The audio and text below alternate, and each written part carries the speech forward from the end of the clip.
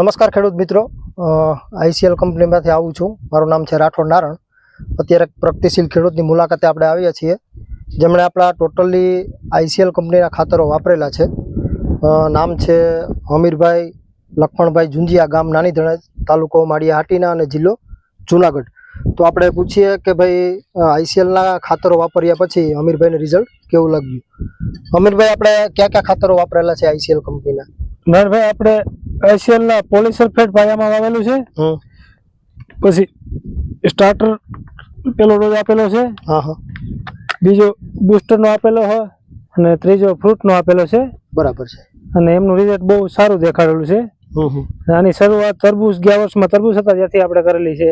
બરાબર. રિઝલ્ટ બહુ સારું મળેલું છે. એટલે શરૂઆતમાં જ્યારે તમારે ટૂંકમાં તરબૂચ વાવ્યા ત્યાંથી તમે આઈસીએલ ની ટ્રીટમેન્ટ ચાલુ કરી.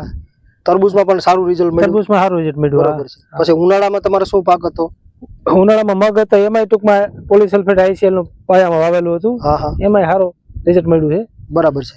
અને ખેડૂત મિત્રો, અત્યારે તમે જોઈ શકો છો આપણે કેટલા દિવસની મગફળી થઈ? મગફળી 70 દિવસની થયેલી છે. 70 દિવસની અત્યારે મગફળી છે.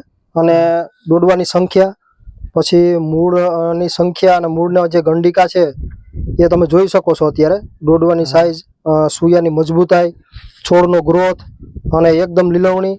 તો આઈસીએલ ના ખાતરો વિશે બીજા ખેડૂત મિત્રોને આપણે હમીરભાઈ કેવું હોય તો તમે શું કહેશો? આઈસીએલ ના ખાતરો બહુ સારા આવે છે અને ખેડૂત મિત્રોને બધાને ભલામણ છે. બરાબર છે, વાપરવા જોઈએ. બરાબર ને? તમને રિઝલ્ટ આના વાપરવા સારું મળેલું છે. બહુ સારું મળેલું છે. આભાર.